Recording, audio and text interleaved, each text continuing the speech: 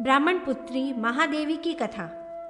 वैताल ने कहा, राजन, उज्जैनी नाम की नगरी में चंद्रवंश में उत्पन्न महाबल नाम से विख्यात अत्यंत बुद्धिमान तथा वेदादि शास्त्रों का ज्ञाता एक राजा निवास करता था। उसका स्वामी भक्त हरिदास नाम का एक दूत था। हरिदास की पत्नी भक्तिमाला साधु पुरुषों की सेवा में तत्पर रहती थी। भक्तिमाला को सभी विद्याओं में पारंगत, कमल के समान नेत्र वाली अत्यंत रूपवती एक कन्या उत्पन्न हुई। उसका नाम था महादेवी। एक दिन महादेवी ने अपने पिता हरिदास से कहा, तात, आप मुझे ऐसे योग्य पुरुष को दीजिएगा जो गुणों में मुझसे भी अधिक हो, अन्य किसी को नहीं। अपनी पुत्री की बात सुनकर हरिदास बड़ा प्रसन्न हुआ और ऐसा ही होगा कहकर हरिदास राज्यसभा में आया और उसने राजा का अभिनंदन किया।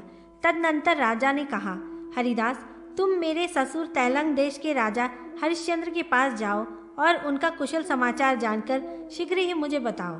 हरिदास आज्ञा पाकर राजा हरिश्चंद्र के पास गया और उन्हें अपने स्वामी महाबल का कुशल समाचार बतलाया। सारा कुशल समाचार जानकर राजा हरिश्चंद्र अत्यंत प्रसन्न हुआ और उसने हरिदास से पूछा, प्रभु, आप विद्वान हैं, मुझे ये बताएं कि कली का आगमन हो गया, यह कैसे मालूम होगा। हरिदास ने कहा, राजन, जब वेदों की मर्यादाएं नष्ट हो जाएं और वेदोक्त धर्म विपरीत दिखलाई देने लगे, तब कली का आगमन समझना चाहिए। साथ ही कली के प्रिय मनुष्यगण कहे गए हैं। अधर्म ही जिसका मित्र है, ऐसे कली के द्वारा सभी देवताओं को अपमानित किया गया हो, तब कली का आगमन समझना चाहिए। राजन, पाप की स्त्री का नाम है मृषा, असत्य। उसका पुत्र दुख कहाँ गया है? दुख की स्त्री है दुर्गति, जो कलियुग में घर घर में व्याप्त रहेगी। सभी राजा क्रोध के वशीभूत हो जाएंगे तथा सभी ब्राह्मण काम के दास हो जाएंगे। धनिक वर्ग लोभ के वशीभूत हो जाएगा तथा शूद्रजन महत्व को प्राप्त करेंगे। स्त्रियां लज्जा से रहित होंगी और सेवक स्वामी के ही प्राण हरण करने वाले होंगे। पृथ्वी निष्फल, सत्व शून्य हो जाएगी। ऐसी स्थिति में समझना चाहिए कि कली का आगमन हो गया है। किंतु कलयुग में जो मनुष्य भगवान श्री हरि की शरण में जाएंगे, वे ही आनंद से रह पाएंगे, अन्य कोई नहीं।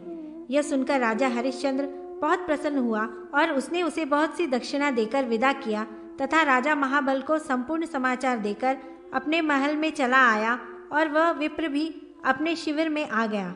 उसी समय एक बुद्धिकोविद नामक बुद्धिमान ब्राह्मण वहां आया और उसने अपनी विशिष्ट विद्याओं का हरिदास के सामने प्रदर्शन किया। उस ब्राह्मण ने मंत्र जप कर देवी की आराधना की और एक महान आश्चर्यजनक शीघ्र नामक विमान प्रकट कर हरिदास को दिखलाया।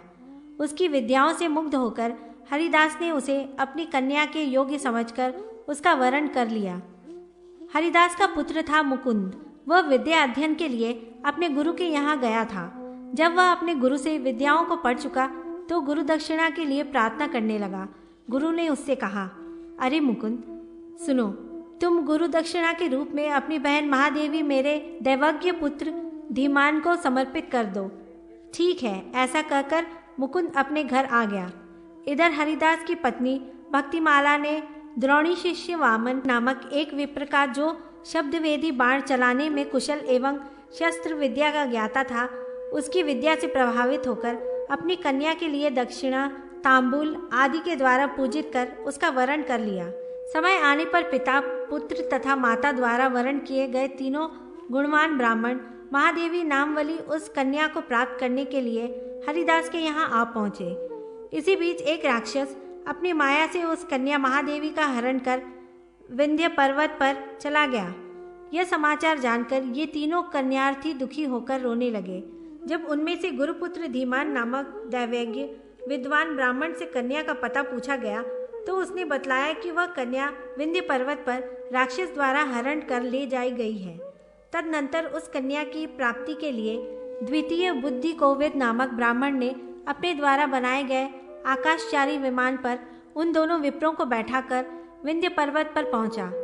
तब शब्दवेदी बाणों को चलाने में निपुण वामन नामक तीसरे ब्राह्मण ने धनुष पर बाण का संधान किया और बाण से उस राक्षस को मार डाला।